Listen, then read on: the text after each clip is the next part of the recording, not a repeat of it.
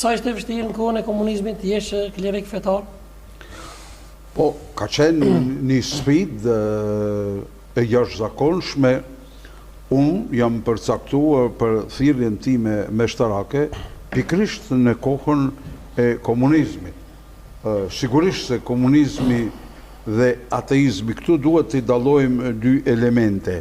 Komunizmi ka qenë një sistem politik, i cili fatbarësisht e ka përfshi vetëm një pjesë të asaj çka është mesdheu dhe çka është Evropa lindore, kurse ateizmi është një ideologji e cila ju ka bashkangjit komunizmit dhe si e tillë e ka krijuar një binom.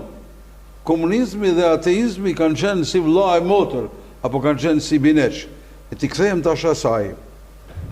Mu me kujtohet fort mirë kur në botën e jashtme, në varr, në rrugë, në shkollë, gjithë kemi qenë spaku indiferent, mës të thamë se kemi qenë ateista, sepse nuk është lejuar asnjë përcaktim fetar. Dhe unë jam përcaktuar për jetën time dhe shërbimin meshtarak në Kishën Katolike, pikërisht në vitin 61-62, atëhere kur udhba e Rankovićit organizoi për herë të parë në historien mase 500 vjeçare në Stubull vrasjen e Kinse, sekretarit të partijës, për mi alon fajin Priftit. Se Kinse ai ka thënë në rrëfim, nëse nuk e vretni sekretarin. Aq më tepër sekretari ishte kushëriri i parë i Priftit, Don Dominik Ramaj, apo si që qunim ne Don Dede Ramaj.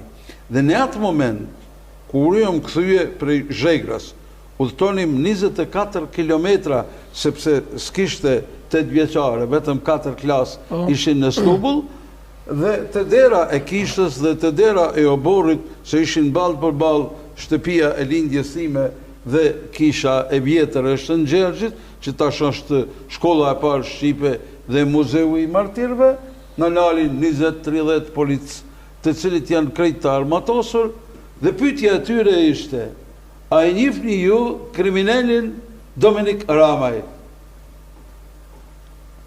Se ata pa e marrë, veç e kishin cilësue si kriminal, edhe kishin organizue vrasjen e krejt në prizmën e asaj, ta burgosin Priftin, ta ndalin ndërtimin e shkollës, ta terrorizojnë popullin. Prandaj, në këto rrethana, t'jesh besimtar dhe të përcaktohesh për një shërbim si kur është jeta meshtarake, sigurisht se nuk ka qenë as gjë e lehtë, as gjë e rëndom.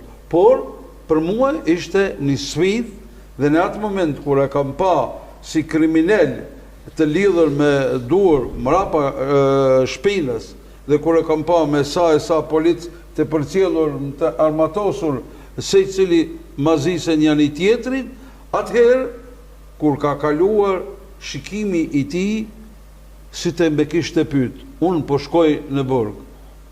E kush do të mbes tash ta kryen shërbimin dhe flijimin për popull dhe për fshatin, apo që të themi ne bashkësien, për familjen e Stubullës. Dhe në atë moment, me kujtohet fort mirë, unë kam marrë në gjuj dhe këtë lutje ja kam bërë Zotit. Nëse ti, o Zot, me të thret, me do dhe me pranon, unë jam i gatshëm të flijohem për ty dhe për popullin tim. Bravo.